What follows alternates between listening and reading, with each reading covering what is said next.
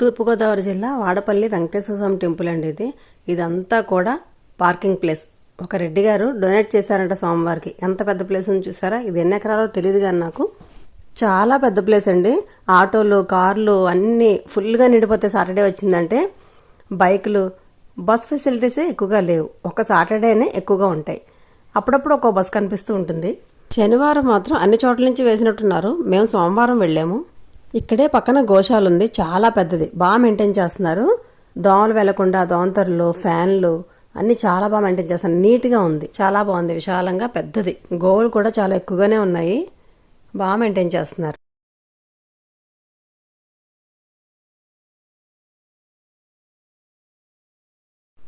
ఇది మెయిన్ గోపురం అండి. ఇందులో నుంచే మనం టికెట్ తీసుకుని లోపలికి వస్తాం అనమాట. ఈ టెంపుల్కి 4 వైపులా 4 ద్వారాలు ఉన్నాయండి. ఇది మెయిన్ సింహద్వారం. నేను మా పెద్ద అబ్బాయి వచ్చామండి.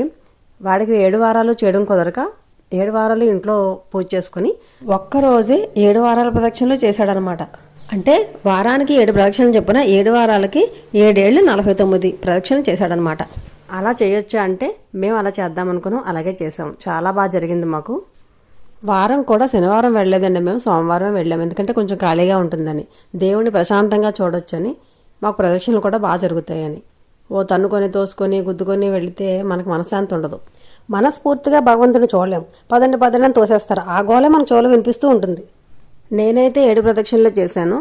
బాబు మాత్రం ఒక 50 కాయిన్స్, 1 రూపీ కాయిన్స్ తీసుకొని ఇచ్చాను. ఫస్ట్ దండం పెట్టుకొని ఆ ధ్వజస్తంభం దగ్గర ఒక కాయిన్ వేసి ప్రదక్షిణ మొదలుపెట్టాడు. మిగతా 49 కాయిన్లు కూడా ఒక ప్రదక్షిణకి ఒక కాయిన్ చొప్పున హుండీలో వేశాడు. ఇది వెంకటేశ్వర స్వామి పక్కనే ఉన్న శివాలయం అండి. ఇది ఆ ప్రాంగణంలోనే ఉంటుంది. ఈ దర్శనం కూడా చేసుకున్నాము. ఇది ఒక ద్వారము. మనం ప్రదక్షిణ చేసేటప్పుడు ఎడం వైపు ఉంటుంది. చుట్టూ ఎంత పెద్ద మండపం ఉంది చూసారా. శనివారం అయితే గుడి చుట్టూ బయట ప్రదక్షిణ చేయాలి. ఈ మండపం చుట్టూ కూడా మధ్యలో లైన్ వేసి 2 లైన్లు పెడతారు. ఆ చుట్టూ కూడా ప్రదక్షిణ చేయాలి. ఇది శివాలయ శిఖరం అండి. మనం గుడి వెనక్కి వచ్చాము. ఆ టెంట్ పైనుంచి కనిపిస్తున్న శిఖరం వెంకటేశ్వర స్వామి శిఖరం.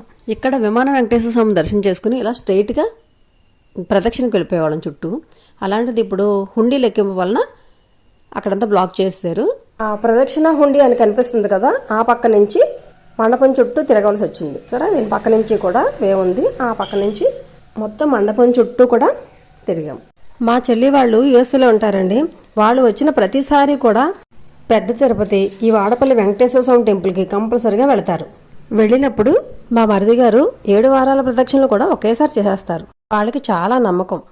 వాళ్ళకి 7 వారాలు వెళ్ళే టైం ఉండదు కదండి, అలాగని మానుకోలేక ఈ విధంగా చేసుకుంటారనమాట.